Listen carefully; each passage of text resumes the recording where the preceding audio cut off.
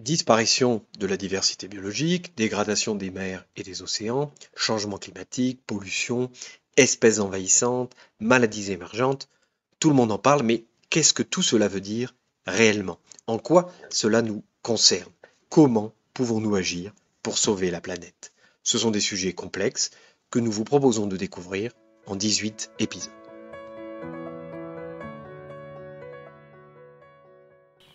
Tout ce que nous produisons et consommons provient d'une manière ou d'une autre de la nature. Nous coupons du bois pour construire des bâtiments, pour nous chauffer, produire du papier, ou simplement pour faire de la place aux cultures. Nous pêchons ou nous chassons, nous cultivons et élevons du bétail pour nous nourrir. Nous creusons des mines pour récupérer les ressources souterraines, perçant les sols pour exploiter le gaz ou le pétrole.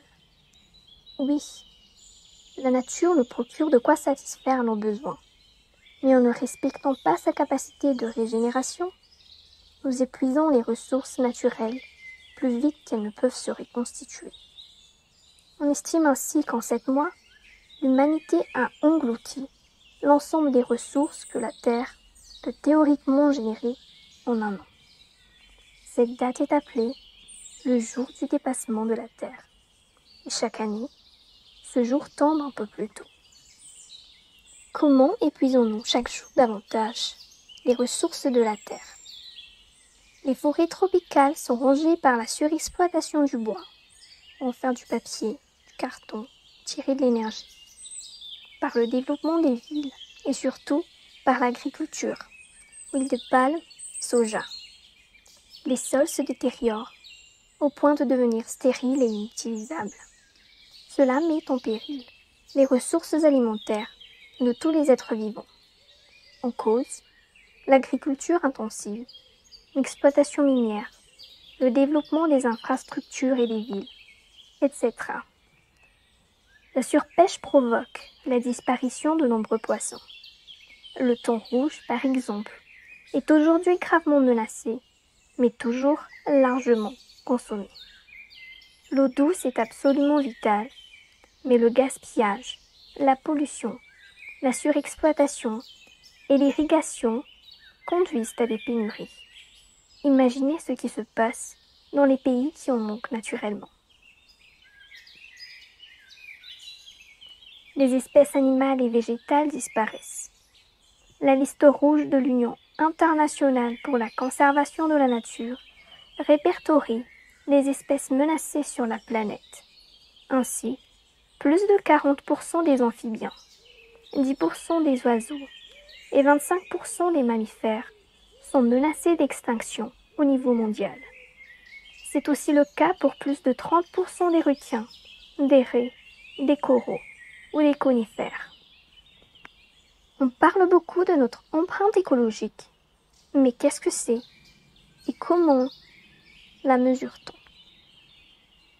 L'empreinte écologique, c'est la trace que nous laissons sur la Terre. Pour la calculer, on estime la quantité de ressources que nous utilisons pour vivre, ce qu'on mange, comment on se déplace, ce qu'on achète. La surface nécessaire pour produire ces ressources, c'est le temps qu'il faut ensuite pour absorber les déchets qui découlent de la production de ces ressources. Aujourd'hui, cette empreinte est de plus de 1,5, c'est-à-dire qu'il nous faudrait une terre et demie pour pouvoir produire durablement tout ce que nous utilisons en un an. Nous consommons donc plus que ce que la terre peut nous donner et nous épuisons ses réserves. On parle d'un mode de vie insoutenable. Il y a cependant de grandes différences entre les pays.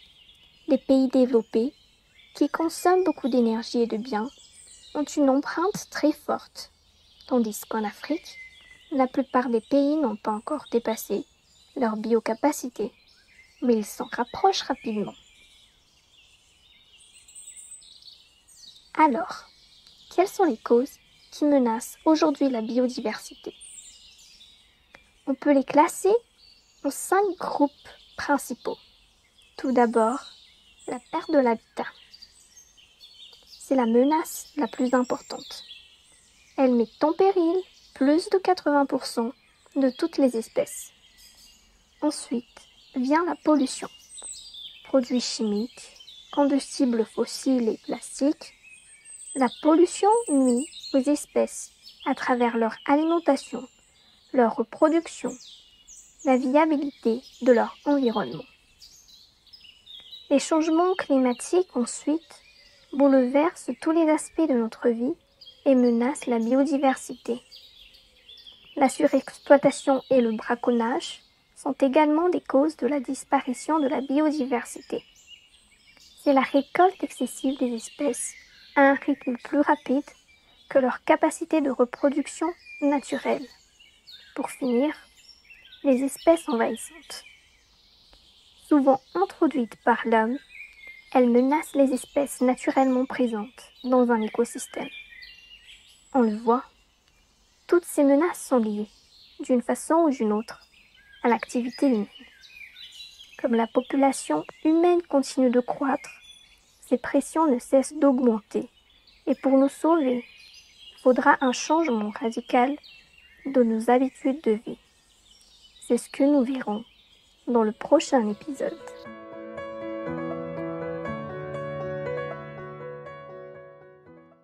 Nous arrivons à la fin de cet épisode. Merci pour votre écoute attentive.